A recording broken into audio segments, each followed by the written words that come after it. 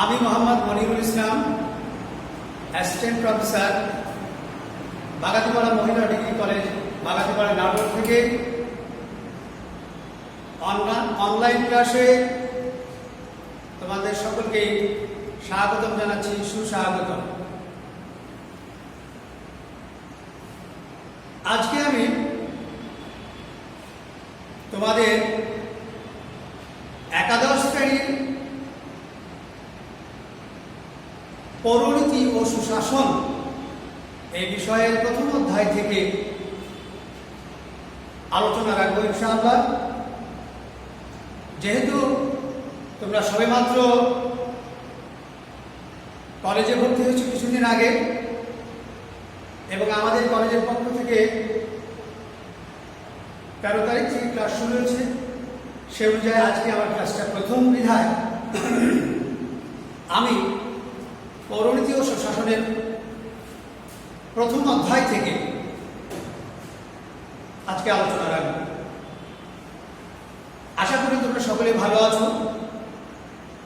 মহান আল্লাহ তাআলা এই করোনাকালীন আপদ থেকে আমাদের এবং তোমাদের সকলকেই সুস্থতা দান করুন, আমিন। সুপ্রিয় শিক্ষার্থী বন্ধুরা, তাহলে এখন আলোচনায় আসা যাক। আজকে আমাদের আলোচ্য বিষয় হচ্ছে পৌরনীতি ও সুশাসন। তো পৌরনীতি ও সুশাসনের মধ্যে দুটো অংশ রয়েছে, পৌরনীতি ও সুশাসন। পৌরনীতিটা মূল বা আদি অংশ এবং সম্প্রতি সংযোজিত হয়েছে সুশাসন কথাটি। এই নিয়ে বিষয়টার নাম হচ্ছে, আমাদের সাবজেক্টটির নাম হচ্ছে পৌরনীতি ও সুশাসন। তো আজকে আমি প্রথম অংশ অর্থাৎ পৌরনীতি নিয়ে আলোচনা করব এবং পরবর্তী ক্লাসে সুশাসন নিয়ে আলোচনা করব ইনশাআল্লাহ। সুপ্রিয় শিক্ষার্থী বন্ধুরা, তাহলে আসা যাক পৌরনীতি কি এ সম্পর্কে আমরা জেনে নিই। আমাদের আলোচ্য বিষয়ের দিকে লক্ষ্য করো। আমাদের আলোচ্য বিষয় হচ্ছে পৌরনীতি কি, দ্বিতীয় আলোচ্য বিষয় হচ্ছে পৌরনীতির পরিপূর্ণ বিষয়বস্তু কি, তৃতীয় আলোচ্য বিষয়বস্তু হচ্ছে পৌরনীতি পাঠের প্রয়োজনীয়তা কি। আমরা যথাসম্ভব এই বিষয়গুলো নিয়ে আলোচনা করার চেষ্টা করব। আমরা সকলে জানি আমরা মানুষ, আর মানুষ স্বভাবতই সঙ্গকামী। মানুষ একা একা বসবাস করতে পারে না, চায়ও। তাই পৃথিবীর সেই আদিম সূচনা লগ্ন থেকে, প্রাগৈতিহাসিক যুগ থেকে মানুষ মিলেমিশে বসবাস করার প্রয়াস চালিয়েছে, যার ফলে মানুষ জুতবদ্ধ জীবন ব্যবস্থায় অভ্যস্ত হয়েছে। তাই আমরা কিন্তু সকলে মানুষ এবং সকলে মিলেমিশে জুতবদ্ধ জীবন ব্যবস্থায় অভ্যস্ত। তাই প্রাচীনকাল থেকে মানুষ এই জুতবদ্ধ জীবন ব্যবস্থার অনিবার্য ফলশ্রুতি হিসাবে পরিবার গড়ে তুলেছে এবং কালক্রমে পরিবারের সম্প্রসারণের ফলে সেই পরিবার থেকে গড়ে উঠেছে বিবিধ প্রতিষ্ঠান, সমাজ, রাষ্ট্র, বিভিন্ন রকমের প্রতিষ্ঠান গড়ে তুলেছে মানুষ। তো আসলে যেহেতু মানুষ সমাজবদ্ধ জীব, তাই মানুষকে সামাজিক জীব বলা হয়, কারণ সমাজ ছাড়া মানুষ বসবাস করতে পারে না। আর সমাজ ছাড়া রাষ্ট্র ছাড়া মানুষের জীবনকে কল্পনা করাও যায় না। প্রথমে মানুষ পরিবার থেকে সমাজ গঠন করে, কিন্তু সমাজের সেই জীবনটা ছিল অসংহত, বিশৃঙ্খল, অরাজক, নৈরাজ্যপূর্ণ, অস্থিতিশীল। এই জন্য একসময় মানুষ তাদের নিজেদের জীবনের শৃঙ্খলা ফিরিয়ে আনার জন্য, সুনিশ্চিত জীবন ব্যবস্থার জন্য মানুষ রাজনৈতিক জীবনের অধীনে আসে এবং এক পর্যায়ে গড়ে তোলে রাষ্ট্র নামক প্রতিষ্ঠানটি। কাজে এই জন্য মানুষ যেহেতু সমাজে বাস করে তাই সামাজিক জীব, আর মানুষ যেহেতু রাষ্ট্রে বাস করে অর্থাৎ রাজনৈতিক অনুশাসনের ছত্রছায়ায় বসবাস করে, তাই মানুষকে রাজনৈতিক জীবও বলা হয়ে থাকে। আমরা সমাজেই জন্মগ্রহণ করি, সমাজেই লালিত পালিত হই এবং সমাজেই মৃত্যুবরণ করি। সমাজ ছাড়া আমাদের জীবনকে আমরা কেউ কল্পনা করতে পারি না, যার ফলে আমাদেরকে সামাজিক এবং রাজনৈতিক জীব বলা হয়। এই প্রসঙ্গে রাষ্ট্রবিজ্ঞানের জনক অ্যারিস্টটল গ্রিক পণ্ডিত, তিনি হাজার হাজার বছর আগে বলেছেন, man is by born a social and political animal, and a man who does not live in a society or in a state is either a beast or an angel. অর্থাৎ মানুষ জন্মগতভাবে সামাজিক এবং রাজনৈতিক, আর যে ব্যক্তি সমাজ বা রাষ্ট্রে বসবাস করে না সে হয় পশু না হয় দেবতা। তাই সভ্যতার সূচনা লগ্ন থেকেই আমরা এই পরিবারবদ্ধ, সমাজবদ্ধ বা রাষ্ট্রীয় জীবন ব্যবস্থার অধীনে বসবাস করে আসছি। আর যেহেতু মানুষ সমাজে বা রাষ্ট্রে বসবাস করে, তাই এই সমাজ বা রাষ্ট্রে বসবাস করতে গিয়ে সেই সমাজ বা রাষ্ট্রের কিছু বিধিবিধান, নিয়ম কানুন, রীতিনীতি, আচার অনুষ্ঠান তাকে মেনে চলতে হয়। আর এই সমস্ত বিধিবিধান, নিয়ম নীতি, আচার অনুষ্ঠান, রীতিনীতির সমন্বয়ে আলোচনা নিয়ে গড়ে উঠেছে যে শাস্ত্রটি, তার নাম রাষ্ট্রবিজ্ঞান। আর পৌরনীতি হল সেই রাষ্ট্রবিজ্ঞানের একটি শাখা বিশেষ। কারণ রাষ্ট্রবিজ্ঞানের মানুষের বা নাগরিকদের রাজনৈতিক জীবনের পূর্ণাঙ্গ আলোচনা করা হয়ে থাকে। পক্ষান্তরে পৌরনীতিতে সেই রাষ্ট্রীয়, সামাজিক বা পারিবারিক জীবনের মূল অংশগুলো, প্রাথমিক অংশগুলো আলোচনা করা হয়ে থাকে। এই জন্য রাষ্ট্রবিজ্ঞান হচ্ছে ব্যাপক, আর পৌরনীতি কিছুটা সীমিত। যাই হোক, আমরা আজকে এই পৌরনীতি কি এ নিয়ে আলোচনা করব। তো প্রথমে আসি, পৌরনীতি শব্দটা কিভাবে এসেছে। আমরা যদি সংস্কৃত ভাষার দিকে লক্ষ্য করি তাহলে দেখব সংস্কৃত ভাষায় নগরকে বলা হতো পুর বা পুরী, এবং নাগরিক জীবনকে বলা হতো পৌর জীবন। আর সেই পৌর জীবনের নিয়ম নীতি নিয়ে অথবা নাগরিক জীবনের নিয়ম নীতি নিয়ে, বিধিবিধান নিয়ে যে বিদ্যা, সেটাই হচ্ছে পৌরনীতি বা পৌরবিদ্যা। তাহলে আমরা বিষয়টা বুঝতে পেরেছি যে পুর থেকে বা পুরী থেকে পৌর জীবন, পৌরনীতি, পৌরবিদ্যার অভ্যুদয় ঘটেছে। এবার আমরা চলে যাই পৌরনীতির ইংরেজি শব্দ কি।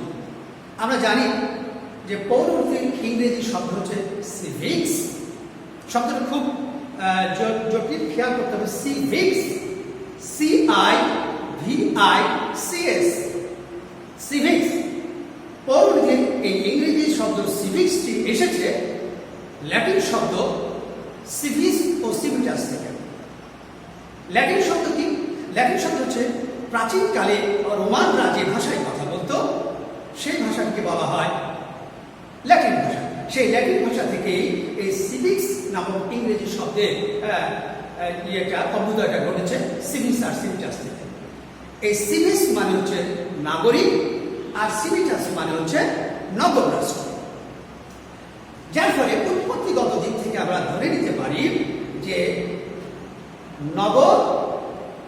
নাগরিক ও নগর রাষ্ট্রের যাবতীয় বিষয় নিয়ে যে শাস্ত্র আলোচনা করে তাকে মূলত পৌরনীতি বলে। অর্থাৎ পৌর সংক্রান্ত নীতিমালার সমষ্টি হচ্ছে পৌরনীতি। পৌর সংক্রান্ত, পৌর জীবন সংক্রান্ত, নাগরিক জীবন সংক্রান্ত, রাষ্ট্রীয় জীবন সংক্রান্ত, সামাজিক জীবন সংক্রান্ত আলোচনার আলেখ্যই হচ্ছে পৌরনীতি।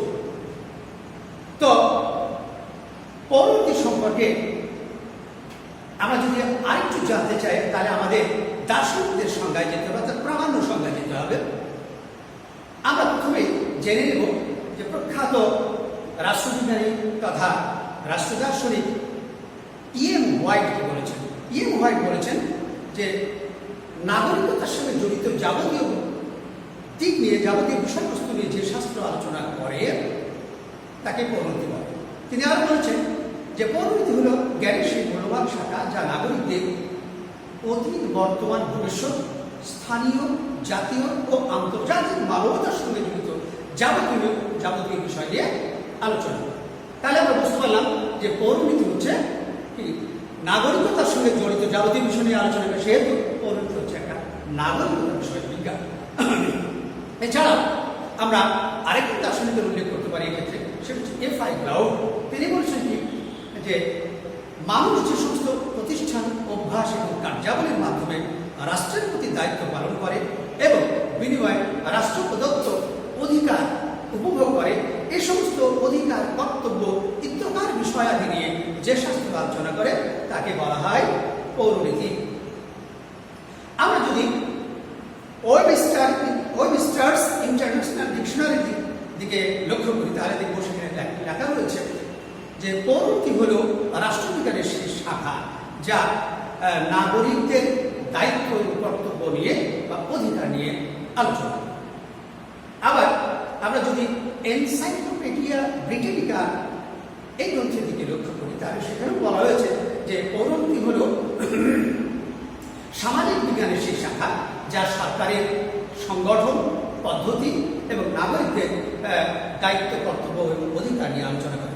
তাহলে সম্পূর্ণ কথাগুলোর মধ্য দিয়ে আমরা দেখতে পাচ্ছি কি যে পৌরনীতি কি করে, নগর রাষ্ট্র, নাগরিক এবং নাগরিকতার যাবতীয় দিক নিয়ে আলোচনা করে। কাজে পরিশেষে আমরা উপসংহার একটা টানতে পারি এই বলে যে পৌরনীতি হল এমন একটি সামাজিক বিজ্ঞানের শাখা বা রাষ্ট্রবিজ্ঞানের শাখা বা নাগরিকতার বিষয় বিজ্ঞান যা নাগরিকদের দায়িত্ব ও কর্তব্য সম্পর্কে জ্ঞান দান করে এবং নাগরিকতার সঙ্গে জড়িত বর্তমান, ভবিষ্যৎ, অতীত, স্থানীয়, জাতীয় এবং আন্তর্জাতিক প্রতিষ্ঠানাদি গঠন, ক্ষমতা, উদ্দেশ্য, কার্যাবলী ধারাবাহিক আলোচনার মাধ্যমে উত্তম নাগরিক জীবনের শিক্ষাদান করে, তাকে পৌরনীতি বলে।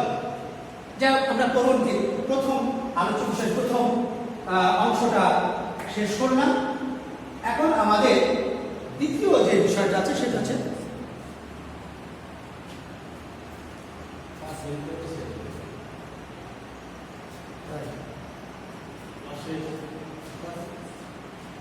পৌরনীতির পরিধি ও বিষয়বস্তু।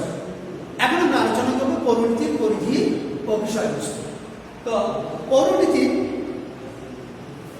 পরিধি ও বিষয়বস্তু আলোচনা করতে গেলে এক কথায় বলা যায় যে নাগরিকদের জীবন যতদূর বিস্তৃত, পৌরনীতির পরিধি ও বিষয়বস্তু ততই বিস্তৃত। তো আমরা যদি সংক্ষেপে বলতে চাই তাহলে বলা যায় পৌরনীতি নাগরিকদের অধিকার এবং কর্তব্য নিয়ে আলোচনা করে। পৌরনীতির উদ্দেশ্যই হল নাগরিকদের অধিকার এবং কর্তব্য নিয়ে আলোচনা করার লক্ষ্য হল উত্তম নাগরিক জীবন প্রতিষ্ঠা করা। এই জন্য নাগরিককে নাগরিকতার গুণাবলী কি, সুনাগরিকতার গুণাবলীগুলো কি কি, নাগরিকতা অর্জনের বা হরণের পদ্ধতিগুলো কি,